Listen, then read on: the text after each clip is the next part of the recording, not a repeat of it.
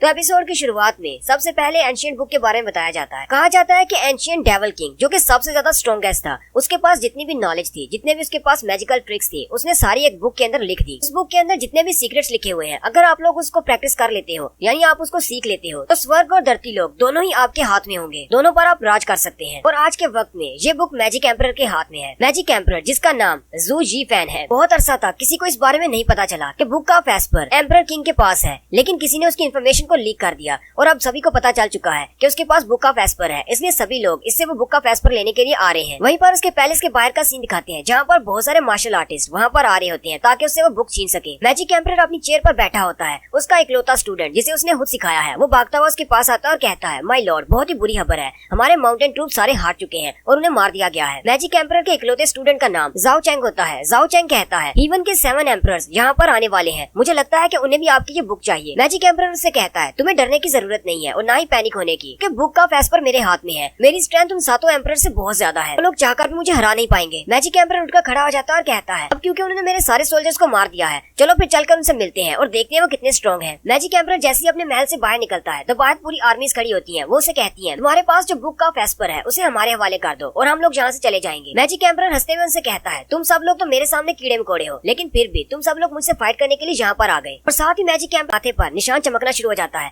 Emperor उनसे कहता है, तुम लोग यहाँ पर आए ही क्यों हो, जब तुम्हें पता है कि तुम लोग मुझे हरा नहीं सकते। 7 एम्परर में से एक एम्परर कोई भी तुम्हारे साथ नहीं है। क्या तुम्हें लगता है कि 7 एम्परर्स में से कोई ऐसा नहीं है जो तुमसे ज्यादा स्ट्रॉन्ग हो? 7 एम्परर्स में से एक एम्परर आता है जो कि बहुत ज्यादा स्ट्रॉन्ग है और उसे कहता है, ये बुक होली लैंड के नाम पर है, इसलिए ये बुक हमें वापस दे दो। जू चैंग जू जी फैन से कहता है, मेरे लॉर्ड, ये तो बहुत ही बुरा है, ये एम्परर इन 7 से सबसे ज्यादा स्ट्रॉन्ग है। जू जी फैन उसे कहता है, तुम्हें घबराने की जरूरत नहीं है, मेरे पास बहुत ज्यादा स्ट्रेंथ है, मेरे सामने ये कुछ भी नहीं है। अगर मुझे आज विलन ही बनना पड़ा तो भी मैं बनूंगा और मैं इन सबको मार डालूंगा। साथ ही वो हंस रहा होता है, लेकिन साथ ही वो खामोश हो जाता है क्योंकि उसके पीछे से एक खंजर उसके सीने के आर पार हो जाता है। किसी ने उसकी पीठ पर वार किया होता है। जू चैंग उसे कहता है, माय लॉर्ड, आपका टाइम पूरा हो चुका है, अब बस भी करो, अब आपको बस शांति से मरना है। जू जी फैन पीछे की तरफ देखता और कहता है, चैंग जी, तुमने क्या कर दिया? तो इसका मतलब वो गद्दार तुम थे जिसने बुक ऑफ एस्पर की सारी इन्फॉर्मेशन इन एम्परर्स को और साथ ही मेरे माउंटेन ट्रूप्स को भी तुम्ही ने मरवाया है। जब तुम एक छोटे से बच्चे थे तब मैंने तुम्हें अपने पास रखा, तुम्हें पाला पोसा और तुम्हें ट्रेनिंग दी, फिर तुमने मुझे धोखा क्यों दिया? जू चैंग उसे कहता है, माय लॉर्ड, बात तो बिल्कुल सच है कि मैं आपका स्टूडेंट हूँ, आपने मुझे पाल पोस कर बड़ा किया है, लेकिन ये बात भी सच है कि आपने मुझे कभी भी इस बुक को हाथ नहीं लगाने दिया और ना ही कभी इसे पढ़ने दिया। बुक ऑफ एस्पर को आप सिर्फ अपने लिए नहीं रख सकते। जू जी फैन उसे कहता है, क्या तुमने मुझे सिर्फ इसी वजह से धोखा दिया है कि तुम्हें मैंने बुक नहीं पढ़ने दी? चैंग उसे कहता है, आप इस बारे में जो सोचना चाहे सोच सकते हैं, लेकिन मैंने ये सब कुछ आप ही से सीखा है। जू जी फैन से कहता है, लेकिन मैंने तो तुम्हें ऐसा कुछ भी नहीं सिखाया, तुम्हारा दिमाग बहुत ही छोटा है, तुम्हें इस बात की समझ नहीं आई कि तुम किसी पर भरोसा नहीं कर पाए। हालांकि तुम मुझ पर भरोसा कर सकते थे,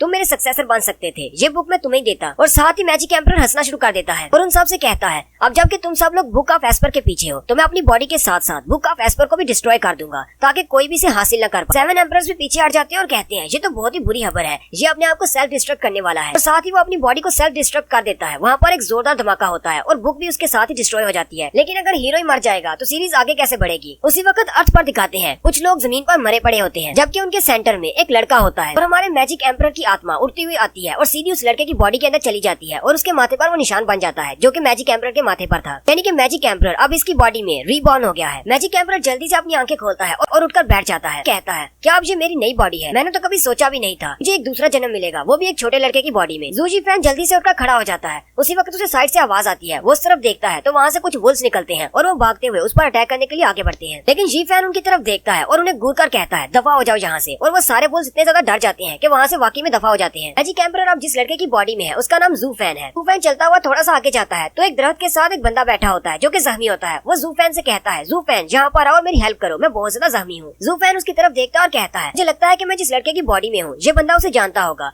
लेकिन अच्छी बात ये है कि ये अपनी सेकंड लेयर में है, इसके पास बहुत ज्यादा स्ट्रेंथ है। जू फैन आगे बढ़ता है और कहता है, ये तो बहुत ही अच्छी बात है, मैं इसकी पावर्स को एब्जॉर्ब कर सकता हूँ। वो जाते जाकर उसके मुंह पर अपना हाथ रख लेता है। वो बंदा जू फैन से कहता है, जू फैन तुम ये क्या कर रहे हो? जू फैन उसे आगे से कोई भी जवाब नहीं देता। वो बंदा कहता है, तुम जू फैन नहीं हो, तुम कौन हो? जू फैन आगे से हंसते हुए से कहता है, हाँ तुम बिल्कुल ठीक समझे, मैं जू फैन नहीं हूँ, मैं मैजिक एम्परर हूँ, मेरा नाम जू जी फैन है। साथ ही वो कुछ बोलता है, the 9 secret technique drawn touch, और साथ ही उसकी बॉडी में से उसकी एनर्जी निकलना शुरू हो जाती है और वो बंदा चीखना चलाना शुरू कर देता है जिसकी बॉडी से एनर्जी निकल रही है। नेक्स्ट सीन में दिखाते हैं जू फैन वहीं पर बैठा कल्टीवेट कर रहा होता है, जबकि जिस बंदे की उसने एनर्जी ली है वो एक कंकाल बन चुका है। जू फैन कहता है ड्रेन टच टेक्निक बहुत ज्यादा प्योर है और जो डेविल हुड यूज किया करता था, इससे हम किसी की भी सोल और पावर को एब्जॉर्ब कर सकते हैं, लेकिन उसे अपनी बॉडी में एब्जॉर्ब करने के लिए बहुत ज्यादा स्ट्रेंथ की जरूरत है। इसकी प्रोसेसिंग में भी काफी ज्यादा टाइम लगता है, इसलिए मुझे आराम से बैठकर कल्टीवेट करना होगा। जू फैन कल्टीवेशन के बाद उठकर खड़ा हो जाता है और उसी कंकाल के ऊपर जो कपड़े होते हैं वो भी उतार लेता है। जू फैन कहता है सुबह हो चुकी है, मुझे तो पूरी रात लग गई इसकी बॉडी से निकलने वाली एनर्जी को एब्जॉर्ब करने में। साथ ही वो अपने हाथ पर कुछ इलेक्ट्रिक पावर निकालता है, सामने पड़े हुए पत्थर पर फेंक कर उसे डिस्ट्रॉय कर देता है। साथ ही वो कहता है जू चैंग और एम्परर ऑफ बहुत जल्दी वहाँ पर आऊंगा और अपना बदला लूंगा। वो चिल्लाकर कहता है जब मैं होली लैंड में वापस आऊंगा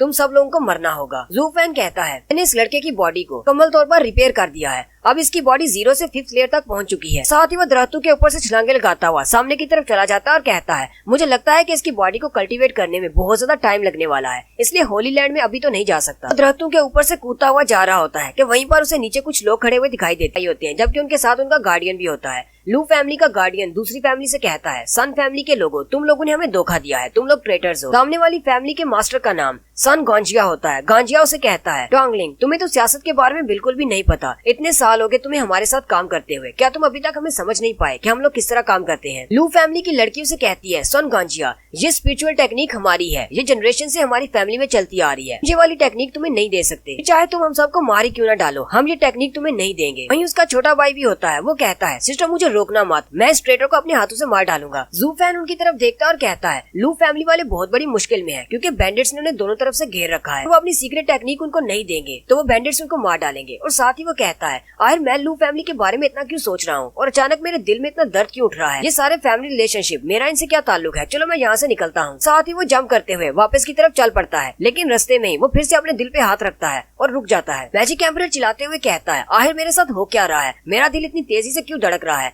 मुझे बार बार ये ऐसा क्यों कह रहा है कि मैं यहाँ से नहीं जा सकता, मुझे लू फैमिली की हेल्प करनी है। साथ ही वो कहता है या फिर हो सकता है कि इस लड़के की बॉडी मेरी कल्टीवेशन को संभाल नहीं पा रही, मेरी पावर को हैंडल नहीं कर पा रही, लगता है कि इस लड़के की बॉडी बिल्कुल कचरा है। जू फैन फिर से वहीं पर कल्टीवेशन करने की स्टेज में बैठ जाता है और कहता है इसका दिल बिल्कुल नॉर्मल धड़क रहा है और इसकी मेंडियन स्टेज भी बिल्कुल ठीक है, एनर्जी का फ्लो भी बिल्कुल ठीक है, सांस की रफ्तार भी बिल्कुल ठीक है, तो फिर मसला क्या है। साथ ही वो उठकर फिर से दरख्त के ऊपर जाता है, से वो इस लू फैमिली की लड़की के चेहरे को देखता है, उसका दिल फिर से नॉर्मल हो जाता है और उसकी चेस्ट में जो पेन होता है वो भी खत्म हो जाता है। वो फिर से वापस आ जाता है और कहता है आखिर यहाँ पर हो क्या रहा है। जैसे ही मैं उस लड़की को देखता हूँ मैं बिल्कुल नॉर्मल हो जाता हूँ। मैजिक एम्परर कहता है ये तो मैजिक ऑफ हार्ट है, ये वो ऐसा कर्स मैजिक है जिससे तो मैजिक एम्परर और डेविल किंग भी नहीं बच पाया। मैजिक ऑफ हार्ट हम जैसे मैजिशियंस के लिए शराब की तरह है, हम लोग अपनी मर्जी से कुछ भी नहीं कर सकते, अगर हम लोग इस मैजिक को कास्ट करने वाले की बात नहीं मानते तो हम लोग मर जाएंगे। जू फैन कहता है चलो पहले इस लड़के की मेमोरीज को देखते हैं, आखिर ये मैजिक ऑफ हार्ट है किस किस्म का और किसने इस पर कास्ट किया है। जैसे ही वो उसकी मेमोरीज देखता है, यानी जू फैन की मेमोरीज को देखता है, तो उसे पता चलता है कि जू फैन के डैड ने लू फैमिली को बचाने के लिए अपनी जान दे दी थी और उसके बाद से जू फैन लू फैमिली में ही रह रहा है। लू फैमिली वाली वो लड़की वो उसे हमेशा से प्रोटेक्ट करती आई है। जू फैन गार्डियन से कहता है मुझे भी प्रैक्टिस करवाओ, मुझे मैजिक सीखना है ताकि मैं तुम्हारी तरह एक गार्डियन बन सकूं। वो उसे कहता है तुम अभी बच्चे हो, तुम्हारे पास इतनी स्ट्रेंथ नहीं है कि तुम प्रैक्टिस कर सको, लेकिन एक दिन तुम बहुत ही अच्छे गार्डियन बनोगे।